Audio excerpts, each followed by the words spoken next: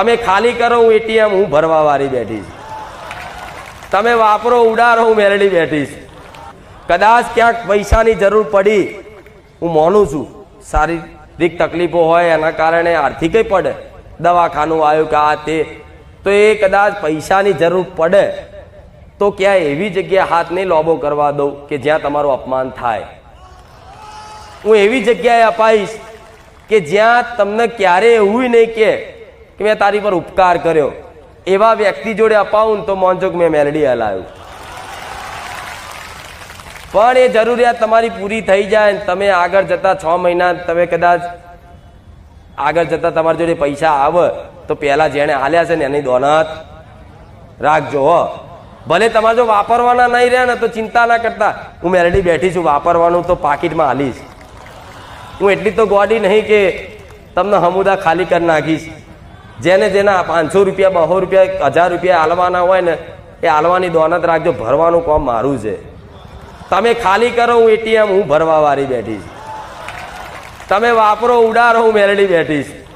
પણ વાપરવાનો ઉડાડવાનો મતલબ એ નહીં કે સેવા પુનદાનમાં ધર્મના કાર્યોમાં બસ જેને જોરથી લીધું છે એના પાસા હાલવામાં આવી જગ્યાએ તમે વાપરો હું ખૂટવા નહીં દઉં મેલડી.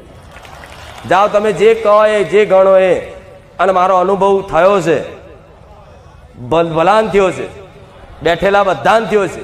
કોઈ એવો વ્યક્તિ એવો બાકી નહીં હોય મારો અનુભવ નહીં થયો હોય, કોઈ એવો વ્યક્તિ બાકી નહીં મારો પરસો નહીં મળ્યો હોય. આ એમને એમ લાખોની ભીડ નહીં થતી. નવા આવ્યા હોય ને એને કહીશ કે 5 રવિવાર નહીં ખાલી 1 રવિવાર આવ્યા છે ને પ્રવચન ઓપરેશન જો કાલનો દાડો થવા દો મારો અનુભવ ના કરાવો તો મને મેલડીને કહેજો કે મારી તારા પારે પહેલી વાર આવ્યા ને મારા 15 વર્ષનું દુઃખ મટી ગયું. હવે તો હું પરચાઈ લેવાનું બંધ કરી દઉં છું ધીરે ધીરે કે જાઓ હવે નવાઈ નહીં રહી.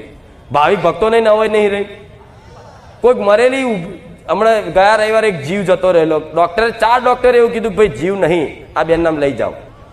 જોયું હતું ને એવું કે લઈ જાઓ આ બેન નામ જીવ નહીં.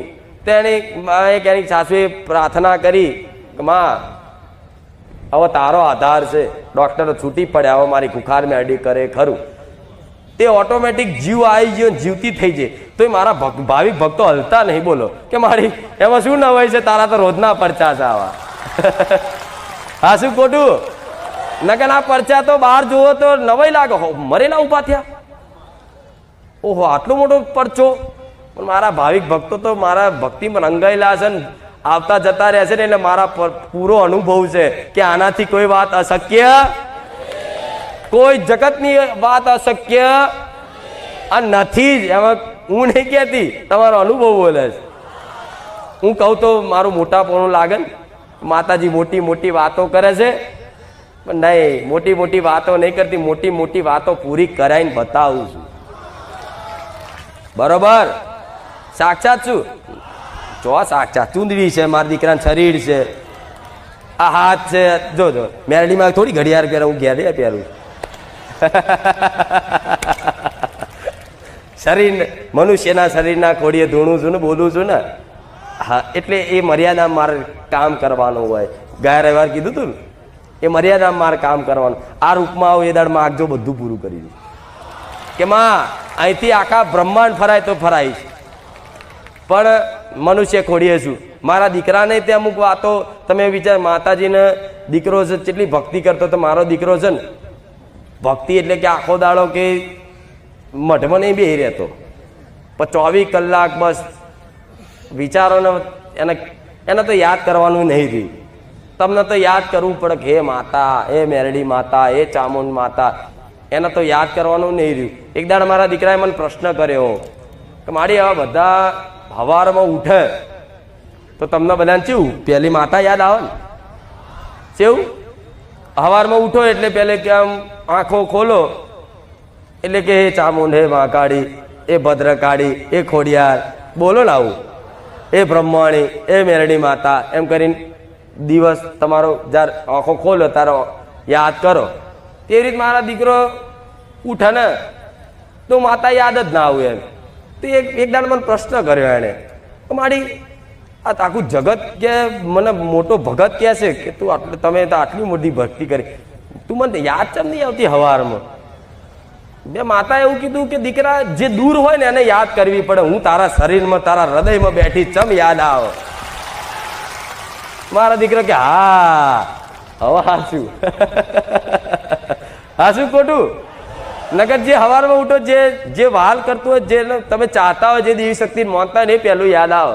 મારા દીકરાનું યાદ ના આવું એને પ્રશ્ન જ થયો, માતા તું ચમ યાદ નહીં આવતી મને. કે દીકરા દૂર હોય ને, જે અહીંથી કોઈક બારગામ હોય એ ભાઈને યાદ કરવા પડે. તમારા જોડે બેઠા હોય ને યાદ કરવા પડે. મેં મારા દીકરાને સમજણ પાડી, દીકરા તારા લાડથી તારી ભક્તિથી તો હું તારા હૃદયમાં સમય જઈશું ને એટલે હું તને યાદ નહીં આવતી. હું તારે 24 કલાક અંદર છું. હા શું ખોટું? આવા વાત જેને સમજણ પડે એને ઠીક છે, નકર રોમ રોમ. એટલે એવું એ યાદ કરવાને તો યાદ કરતા કરતા કરતા કરતા તમારું મન અને દેવી શક્તિનું રૂપ એક થઈ જાય ને પછી યાદ કરવાનું ના હોય. 24 કલાક રહે મગજમાં.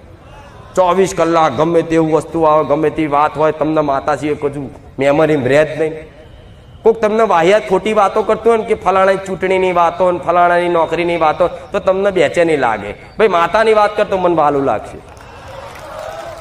અને દેવગતિની વાત કરવા બેહન એટલે ઓહો ભૂખાઈ ના લાગે, તરસય ના લાગે. 2 કલાક 4 કલાક ચમના નીકળી જાય ખબર ના પડે. આ શું ખોટું? હા તો આ શું છે? રંગ લાગ્યો. અને આ રંગમાં કરજો મારા વખાણ. જેટલી વાતો કરવી એટલી કરજો. તમારું મોડું ઉકાઈ જાય એટલી કરજો મારી વાતો, મારા વખાણ ખૂબ મને વાલ કરજો. પણ એક એક આ વસ્તુ તમે જે બોલો છો ને એ 24 કલાક અલગ અલગ રૂપમાં અલગ અલગ માણસ જોડે, અલગ અલગ ભક્તો જોડે હું કાન દઈને સાંભળવા વાળી છું. એટલે મને ખબર છે કે બધા મને કેવો ભાવ આલે છે. નોકરી ઉપર જાય કે હગાવાળાને તો જાય કે ગમે તો જાય, બહાર ગામ ફરવા જાય તોય તે બસ કંઈક 2 મિનિટ કોઈ વાતચીત કરીને એટલે મારી વાત તરત ચાલુ તમારા મોઢે આવી જ જાય. બારે જા જોયું તો કે હા કોઈક ભાઈ ચાલુ કરે.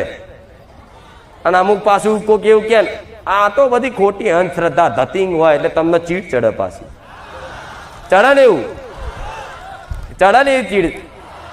તો આને શું કહેવું? તેવા જો લમણા નહીં લેવાના આપણે. બહુ એવું કહેતા હોય ને જે કે આ તો બધા નાટક છે, ધતિંગ છે ને આ તો બધું પૈસા કમાવાનો ધંધો કર્યો હોય ને આમ તો બધું કહેતા હોય, તો તમારે છે ને ત્યાં બહેસ નહીં કરવાની.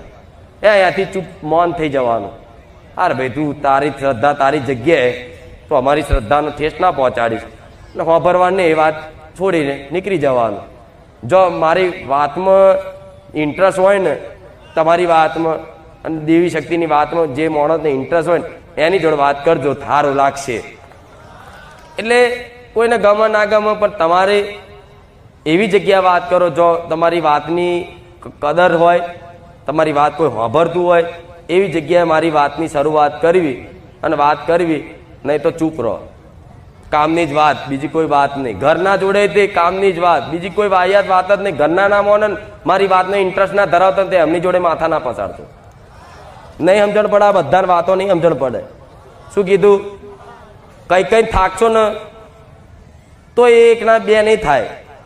કોઈ છાપ પડશે તો તમારે શું કરવાનું? ચૂપ રહેવાનું. કામ પૂરતી વાત કે આ લાવવાનું પેલું લાવવાનું છે કે કોઈ ઘરમાં પ્રસંગ આવ્યો, અવસર આવ્યો, એની કોઈ ચર્ચા કરવાની, સામાજિક પારિવારિક ચર્ચા હોય કરવાની. પણ મારી ચર્ચામાં એમને ઇન્વોલ્વ કરશો, એમને એમની રીતે રહેવા દો જેમ કરે એમ. કદાચ તમારી વાત રેણી કેણી પાડવાનું શીખવાડો, ના મોને ના પાડે તો એ પરાણે કઈ અને શાસનમાં લઈ અને તમે પરાણે કોઈને પડાવવાનું કરશો, મારી પર છોડી દેજો કે માતા તું સુધાર તો હું સુધાર દઈશ. પણ તમે એમાં ના થશો ને કે તમે દુઃખી થશો, તમારી આત્માને ઠેસ પહોંચશે અને તમને જો દુઃખ લાગી તો મને મેલેડી સહન નહીં થાય. અમે વાળાના ભૂક્કા કાઢ નાખી. ભાઈ તમારો બાપ હશે તોય નહીં જોઉં, તમારી મમ્મી હશે તોય નહીં જોઉં, તમારો ભાઈ હશે તોય નહીં જોઉં. જો મારા કોઈ ભાવિક ભક્તને ખાલી આમથી તે આત્માને ઠેસ પહોંચે એવી વાત કરી એટલે તરત મારો બકરો લઈને આવીશ. અને આવતા ને આવતા કદાચ એના બકરાનું ગોથું મારી ના હેઠો પાડતો મને કહેતો ચમ હું તમને વાલ કરું છું, તમને પ્રેમ કરું.